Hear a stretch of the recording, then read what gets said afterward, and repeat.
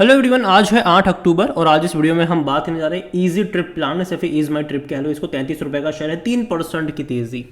देखो पिछले लगातार कुछ दिनों से यहाँ पर सिर्फ और सिर्फ गिरावट ही चल रही थी और आज जाके इसने तेज़ी दिखाई है। और आज एक्चुअली बाजार का भी मूड अच्छा था। आज एक्चुअली में देखा जाए तो बाजार में अच्छी खासी तेज़ी, आज पोर्टफोलियो हरे निशान में रहा। वरना भाई साहब कल तो बहुत गंदे तरीके से गिरावट थी बाजार में। उससे पहले के दिन में भी बहुत बड़ी गिरावट हमने देखी थी, पिछले हफ्ते भी। आज जाके थोड़ी बहुत राहत आई है। ईज माई ट्रिप अगर आप देखो तो यहाँ पर भाई साहब एक मेजर फॉल एक ही दिन में तब आया था जब प्रमोटर ने एक ही झटके में 14% का स्टेक बेच दिया था। एक ही झटके में, एक ही दिन में गिर गया। अगले दिन पता नहीं तेज़ी क्यों आ गई। मैंने पहले भी कहा था भाई साहब तेज़ी नहीं आनी चाहिए, और बाद में गिरावट भी हमने देखी, लगातार थोड़ा थोड़ा करके गिरता हुआ नजर आया।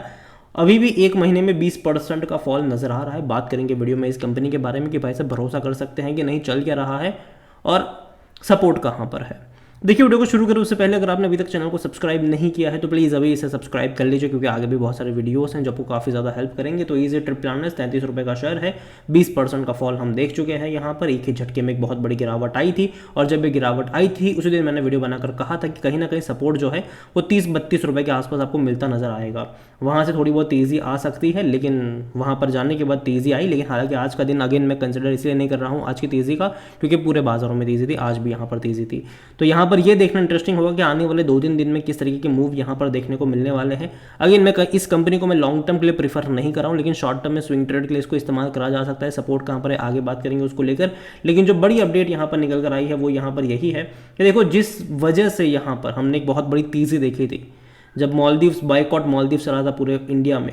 इन्होंने भैया खुल के मालदीव्स के विरोध में आए थे। इन्होंने अपनी सारी फ्लाइटें वहाँ की मतलब जो बुकिंग्स थी वो कैंसिल कर दी थी इन्होंने, ठीक है। लेकिन अब फिर से ईज माई ट्रिप ने मालदीव्स की जो बुकिंग है उसको वापस से रिज्यूम कर दिया है। जिसे को भी बुक करना है वो ईज माई ट्रिप से कर सकता है, क्योंकि अभी इंडिया और जो मालदीव्स है उसके रिलेशन थोड़े बहुत बेहतर हो रहे हैं। डिप्लोमेटिक रिलेशन जो है वो धीरे धीरे इंप्रूव हो रहे हैं।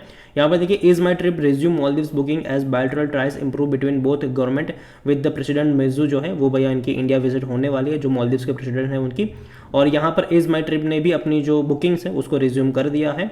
एंड मालदीव्स अक्टूबर 4 से यहाँ पर आपको देखने को मिलने वाला है, और अच्छी बात है, कोई बुरी चीज़ नहीं है। The online travel aggregator said the move comes after the careful consideration looking at the now improved bilateral ties between both the government and also following a constructive decision with the Ministry of Tourism of the Maldives according to the reports। तो ये भैया इन्होंने वापस से जो है वो मतलब बुकिंग्स वगैरह रिज्यूम कर दिए, जो कि अगेन मैं कहूँगा कि अच्छी बात है। अब देखना ये होगा आने वाले दिन में क्या होगा। लेकिन जो सबसे बड़ी मेजर प्रॉब्लम इस कंपनी को लेकर रहा है वो यही है कि भैया जब से लिस्टिंग हुई है प्रमोटर लगातार बेचे ही जा रहे हैं यहाँ पर। अगर हम वॉल्यूम्स की बात करें तो आज ऑलमोस्ट 3 करोड़ के आसपास के शेयर यहाँ पर ट्रेड होते नजर आए थे। बड़ी क्वांटिटी में ट्रेडिंग यहाँ पर हुई ज़रूर है। कंपनी आप देखो तो 73 रुपीज़ का हाई बनाया था, 10 रुपये का लो। अगेन मैं कहता हूँ इसने 10 रुपये का लो कभी नहीं बनाया है, और ना ही 73 रुपीज़ का हाई है। इसका हाई और भी ज़्यादा प्राइस पे था और लो 10 रुपये कभी नहीं गया। ये एडजस्टेड प्राइस है, बोनस का गेम खेले हैं ये, ठीक है, बोनस का गेम खेल चुके हैं और यही वजह से ये इसका एडजस्टेड प्राइस है। यहाँ पे इसका जो मार्केट कैप है वो 5,800 करोड़ के आसपास देखने को मिल रहा है। कंपनी के बारे में अगर हम बात करने जाए तो according to Moneycontrol user 100% लोग कह रहे खरीदारी करो, 100% लोग। अगेन एक शॉर्ट टर्म का सपोर्ट यहाँ पर मुझे लगता है कि 30 और 32 के रेंज में ज़रूर रहने वाला है। वो लेवल इंपॉर्टेंट है, अब देखते हैं कि वहाँ पर रुकता है कि नहीं। और जहाँ तक नज़र करें इस कंपनी को लेकर तो भैया अभी सितंबर में बड़ी क्वांटिटी में बिकवाली करी है प्रमोटर ने। ऑलमोस्ट 14% का स्टेक बेचा है 37 रुपीज़ के दाम पर। पिछले साल भी बड़ी क्वांटिटी में इसी प्रमोटर ने बिकवाली करी थी 42 रुपीज़ के दाम पर। तो बड़ी क्वांटिटी में बिकवाली वो कर रहे हैं। और देखो सबसे मेजर प्रॉब्लम मुझे लगती है वो ये कि प्रमोटर बेच रहे हैं, चलो कोई दिक्कत नहीं है, लेकिन सामने इंस्टीट्यूशन खरीदे तो सही, तो मतलब सही भी लगता है।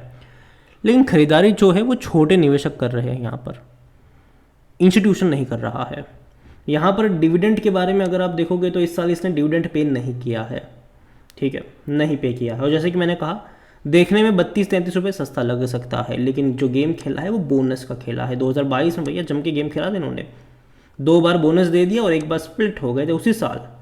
अब देखो यहाँ पर इन्होंने पहले क्या किया, जनवरी में 1 का डबल कर दिया, 1 शेयर के ऊपर 1 शेयर फ्री दे दिया। और प्राइस मान लो कि उस टाइम 600 का प्राइस रहा होगा, ठीक है, तो वो 300 रुपये का हो गया प्राइस इसका। और जो शेयर जिसके पास 100 थे वो यहाँ पर 200 हो गए।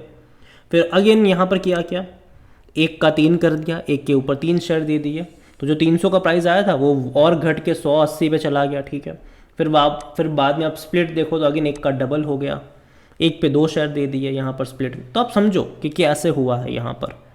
तो एक्चुअली में अगर आप देखोगे इसका प्राइस अभी जो आपको 32-33 देखने को मिल रहा है वो एक्चुअली में 600 रुपये आप मान के चलो, अगर नहीं किया होता इन्होंने ये सब। हालांकि अगर 600 रुपये से बहुत कम होता, ठीक है, क्योंकि लोग देखते हैं यार इतना सस्ता प्राइस है, इस प्राइस से मतलब लोग खरीदारी करने मतलब लग जाते हैं। लेकिन वैल्यूएशन के हिसाब से अगर आप देखोगे तो अभी भी महंगा है। 53 का पी है इसका, 53-54 का पी है। सेक्टर पी 43-44 के आसपास का है। तो थोड़ा सा महंगा अभी भी है ये, इतनी गिरावट के बावजूद भी, ठीक है, महंगा तो है ये। कोई भी एनालिस्ट अपनी राय यहाँ पर नहीं दे रहा है। फाइनेंशियल्स अगर आप देखोगे इस कंपनी के तो डेफिनेटली इनके लास्ट क्वार्टर के नंबर ठीक ठाक थे, लेकिन उतने भी अट्रैक्टिव नहीं थे।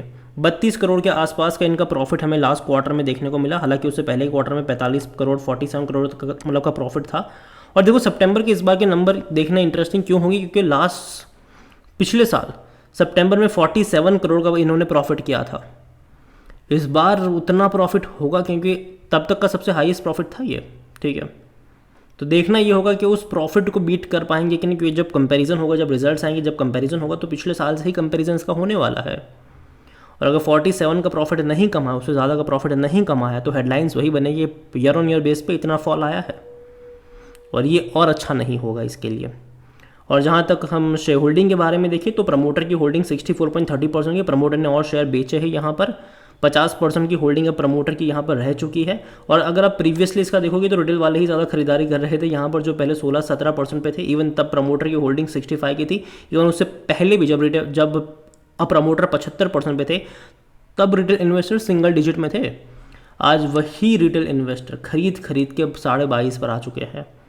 इंस्टीट्यूशन बेच रहा है, अदर पार्टीज बेच रहे हैं, खरीदारी कर रहा है सिर्फ और सिर्फ रिटेल इन्वेस्टर, और ये अच्छा साइन नहीं है मेरे हिसाब से। और यही वजह है कि मैं इतना कहूँगा कि देखो कंपनी जो है अगेन प्रॉफिटेबल कंपनी है, अच्छी कंपनी है, और इनको भी पता है कि जिस सेक्टर से ये बिलोंग करते हैं वहाँ पे मार्जिन का इशू रहने वाला है फ्यूचर में, क्योंकि बहुत सारे लोग हैं, बहुत सारे, चाहे आप गोया IBBO देख लो, मेक माई ट्रिप देख लो, ठीक है, और भी बहुत सारे हैं, बहुत सारे प्लेयर हैं। अदानी भी आ चुके हैं, अंबानी भी आने वाले हैं यहाँ पर। तो मार्जिन का इशू बहुत ज़्यादा यहाँ पर रहने वाला है। तो इन्होंने क्या किया, अपने बिज़नेस को डाइवर्सिफाई कर रहे हैं ये। जैसे कि हमने, अगर आप देखोगे तो एक बड़ी तेज़ी जब हमें यहाँ पर देखने को मिली थी, ये जो पहले तो भैया जो 38 से जो 40 मतलब 50 से ऊपर गया था ये तब था जब मालदीव्स को लेकर इन्होंने काफ़ी अच्छी कंट्रोवर्सी को इन्होंने काफ़ी अच्छे से अपने मार्केटिंग के लिए यूज़ किया था। बाद में फॉल भी आ गया और 45 से नीचे भी चला गया। वापस से तेज़ी तब बनी जब इन्होंने अयोध्या राम मंदिर का जब इनोग्रेशन हो रहा था, तब इन्होंने अनाउंस किया था कि भैया हम जो है वो होटल इंडस्ट्री में आ रहे हैं, 5 स्टार होटल खोलेंगे अयोध्या में। उसको लेकर तेज़ी आई थी, ठीक है, खोलने वाले हैं, देखते हैं कि उसका क्या अपडेट है। और तभी मैंने कहा था कि मैं भरोसा नहीं करूँगा यहाँ पर, क्योंकि वापस से गिरावट आएगी, ठीक है, और देखने को मिले भी हमें लगातार। और मुझे अभी भी लगता है कि यहाँ पर एक दो दिन की तेज़ी में मैं भरोसा नहीं कर रहा हूँ। कुछ दिन और एक मतलब इस रेंज के आसपास अगर ये रहता है, सपोर्ट बनाता है, तब जाकर आप इसके ऊपर भरोसा कर सकते हैं। कहीं इसका रुकना ज़रूरी है। और अगेन इसके सितंबर के नंबर्स एक बार आ जाने दीजिए, तब तक यहाँ पर दूर बैठो, तमाशा देखो। अगेन ये मेरा पर्सनल ओपिनियन है, कोई भी इन्वेस्टमेंट एडवाइस नहीं है ये। वीडियो को यहीं पे एंड करता हूँ। पसंद आया हो तो लाइक करो, शेयर करो, चैनल पर पहली बार है तो प्लीज़ सब्सक्राइब करें।